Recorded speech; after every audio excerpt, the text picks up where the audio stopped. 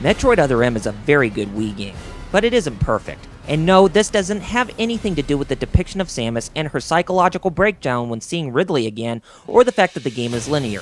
Nor is it the fact that they put in characterization to Samus and the game becoming more story-driven. Those who complain about those things are nothing but hacks that didn't even do their research on the Zero Mission manga, Super Metroid and its manga, and Metroid Fusion. However, like I said, I'll get to those in a short bit. My complaints are ones that are mostly minor, but they are only a few. First of all, let us talk about the staples in the series. When you defeat enemies, they leave health for Samus and missile ammunition to restore in your arsenal. When you shoot doors, they are supposed to open that you can enter into the next area from the one that you are already in. Those are two things that have been in Metroid games ever since, and they completely abandoned those concepts. Now, I know that you have the evade tactic so you can escape from enemies attacking you with their claws, tentacles, projectiles, and whatever, but not leaving any items to restore you after battle? That's just not cool. Team Ninja, you left point karma and health karma when you defeated enemies in the Ninja Gaiden games, but how is it that you left it out in this game? That makes no sense. Oh, and why do the doors open automatically when you approach them? I know you were in a research station that has doors that open if you were in an automated laboratory, but come on! Finally, the first-person view can be a bit wonky sometimes. It works really well when you get the Wiimote pointed in the right position on the screen, but there are times when you want to move and look around a different part during a story event, but it won't let you. Why must the game do this when you want to continue on with it? That just gets my goat every time this happens. Grrr! Oh, and let's not forget that when you beat the game, you won't be rewarded with that much unlockable content.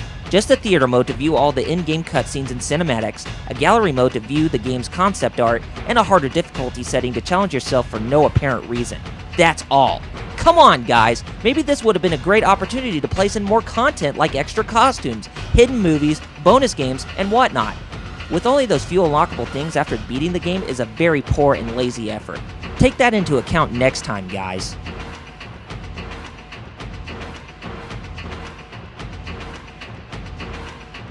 Now that I got those minor complaints out of my system, let us talk about the good stuff. Oh yeah! First of all, I really like the gameplay in Metroid Other M. This was something that I have waited for in a Metroid game for a long time. I mean, the gameplay is more like a mixture of hack and slash and run and gun mechanics, so that it'll give the player a sense of controlling Samus in real-time combat in the third-person view. In the first-person perspective, you have the mechanics from the Metroid Prime games where you can only shoot your beams and missiles. You couldn't move, but you could if you managed to avoid the enemies with your evade tactic in this mode too. That is something else I really enjoyed about the game. It made the gameplay a bit easier than just evading enemy damage manually. Plus, the auto-aim feature in third-person view made it better to attack your foes. If it wasn't applied into this game, then the gameplay would have been atrocious to try to shoot your enemies manually. Team Ninja pulled off the mechanics in the gameplay very well. I really enjoyed it for what it is, and it's enough to get some replay based off of that. Secondly, I thought the design was like an art painting because Nintendo and Team Ninja captured the atmosphere of the in-game engine while D-Rock has pulled off some impressive eye candy with the CGI cutscenes. The graphics in the game surpass Monster Hunter Tri by a mile. Sorry Capcom, but it looks like Nintendo took back their thunder in terms of presentation. The music, sound, and voice work were very nice too. I didn't have to turn down the volume on my TV because I thought that the dialogue and orchestrated music were completely flawless. Jennifer Hale was the first voice of Samus for making grunts, moans, screams, and such in the Metroid Prime games. Alicia Glidewell provided a voice for Samus in Super Smash Bros. Brawl, but they were mostly one-liners during her taunts. And I would say that Jessica Martin successfully brought Samus Aran to life with her voice for the character. Samus always spoke in dialogue, and she has that type of voice in her character where she can be talking in monologue and become overly emotional in certain circumstances. That happened in Metroid Fusion, so that hasn't changed. Finally, I thought that the story was well in place as it does tie up the loose ends that were in all the Metroid games before this one. The cameo bosses, the relation of the mini-games, and the relationship between Samus and Adam from the Zero Mission manga and Fusion were all right there. I had no doubt that Sakamoto could pull it off, and he did it with no hesitation. I give him props for handling the story well.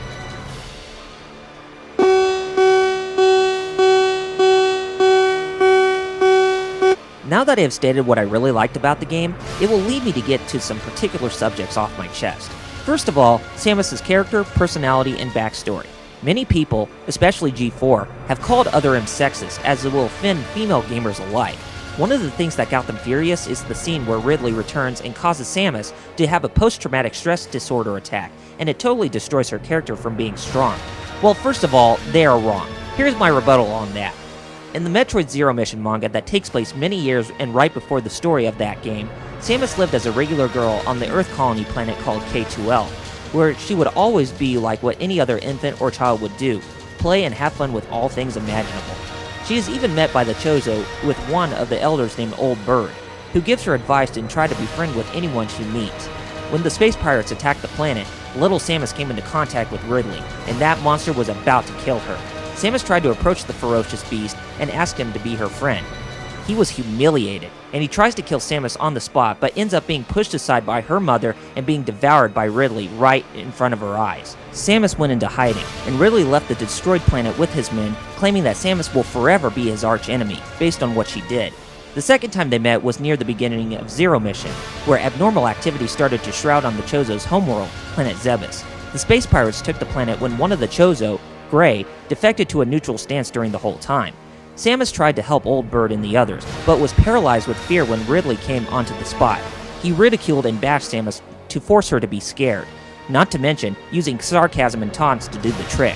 Samus was struck with fear, but she didn't end up weak as she was when she was a child. Samus's fear completely turned into a 180, and she fought back with the temptation of revenge. However, Ridley wasn't slain until the next time they met, and that was in the video game Zero Mission, or the original Metroid game. The next time they fought in the main storyline was in Super Metroid, and no, we are not counting the Prime games because it was a sidetracked storyline that didn't have anything to do with Samus's character, so quit whining on that subject, please. Samus fought against Ridley because of him capturing the baby Metroid, and Samus's maternal instincts started to take over. That is what led her to try to defeat the space pirates, Ridley, and Mother Brain for good, and she succeeded at that, but at the loss of the baby's life. Now when you look at Other M, the reason why Samus was scared when Ridley came back was because of her fear of him as a child, and it came back to haunt her during that time of battle. That is why she couldn't do anything, because that scar is a part of her character development. Nobody is a perfect character, as they will always have flaws like Sonic, Solid Snake, Mario, Link, and most of the other gaming characters that we like. Calling Metroid Other M sexist when it had story development to begin with is a complete understatement. I mean, the character development within the Metroid series started with Metroid 2, The Return of Samus, when Samus couldn't even bring herself to kill the baby Metroid, when she killed all the other Metroids that were in the Alpha, Gamma, and Zeta stages, including the Queen. I mean, the baby thought of Samus as its mother, and that is where the story and character development took place within the series. If you wanted to complain about the main series having character development and a storyline, then you should have done so a long time ago. Anyway, next topic please. The relationship between Samus Aran and Adam Malkovich. Where did this all start? Why, with Metroid Fusion, of course. The ship's computer was the artificial intelligence of Samus's late and former commanding officer, Adam. The computer would always be briefing Samus on her mission objectives, on where she needed to go to obtain her power-up abilities due to the fact that she was injected with Metroid DNA to cure the X-parasitic virus in her body. Certain points of going against the computer or working around to look for alternate routes to escape from a certain event, Samus and Adam's relationship start to show off some signs of helping Samus to come and understand her human elements. It was even further explored in the manga with Samus meeting Adam for the first time, and their trust was built up from there. In Metroid Other M, Adam called Samus an outsider because she abandoned the Galactic Federation military and became solitary. This came to the point where Samus decides to not use her power-ups and equipment so that she can try and reach his trust again. Gradually, the power-ups will come back online, but it is only based on Adam's authorization that she decides to go for. That's why she didn't even use her power-ups in the beginning, so she can try to maintain Adam's relationship once more, guys. I mean, think about it. If someone you know was your commanding officer and he or she calls you an outsider, even though you still have trust in that person, which do you think is more ethical? This also brings me up to the part in Sector 3 where Samus doesn't even use her Varia suit. I mean, I didn't even think about it. It's like going through that sector for about 10 to 15 minutes without even having her Varia suit activated, and your health doesn't deplete very fast. How has that become a primary topic of discussion for all the critics and the fans just ripping this game to shreds? Was it kinda weird? Yeah, but did those 10 to 15 minutes of Samus going through Sector 3 without using her Varia suit distract from the rest of the game? No! I mean, think about it, guys. Samus has all of her abilities from the past within her in Metroid Other M. I mean, if she decides to use them without Adam's authorization to begin with, that would have virtually made the whole game unplayable instead of going back to square one like every other game does. Anyway, final topic. By looking at Samus one more time, she has a voice for the first time in a Metroid game. Mostly she speaks through monologue and hardly speaks when on the spot. Samus could speak in other games, guys, but it was mostly through text. But why must you rant about that little aspect in Metroid Other M? Samus had voice actors in the Metroid Prime games and in Brawl too, while they were mostly grunts in Prime and one-liners in Brawl. If you wanted to rant about Samus speaking in character, then you should have done so in Super Metroid. This also brings me to the final point about this rant. People who are, complaining about Samus speaking in character and thinking that it totally ruined her character to begin with in this game are completely one-dimensional and biased. It should have been the 3D Metroid game you guys always wanted, with Samus being more agile in action.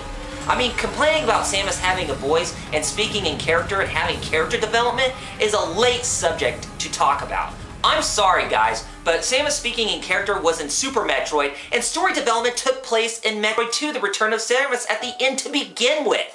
The Metroid games on the GBA were heavy on story development, that it only made Samus a better character, not one who is suffering in a tween drama like most of those are complaining about in this game. Yoshio Sakamoto wanted Samus to be a well-developed character, and I think that's where he succeeded at. I mean, he worked on the Metroid games from the beginning all the way up until now, so he did his job. Samus had character development to begin with in Metroid 2 at the end, then through Super Metroid and the graphic novel, Metroid Fusion, the Metroid Zero Mission manga taking place before the game, and the game itself. Character development with Samus and story development were all there in those games. Look it up, guys. Samus Aran was a three-dimensional character all this time.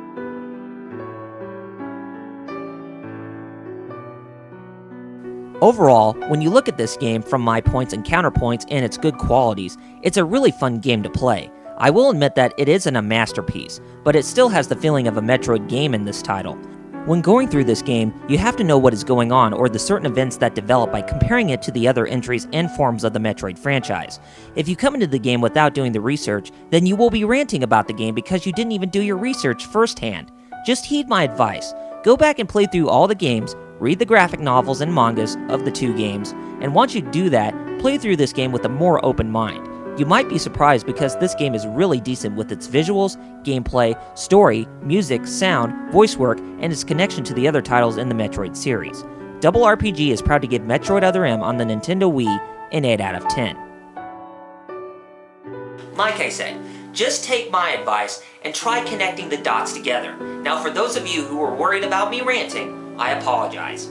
I wasn't trying to scare you there, but I was just asking you to have a little bit more of an open mind. Just do the research on all those games, and you might be very surprised with Metroid Other M at the end. Anyway, I think that'll do it for another episode of RRPG Reviews.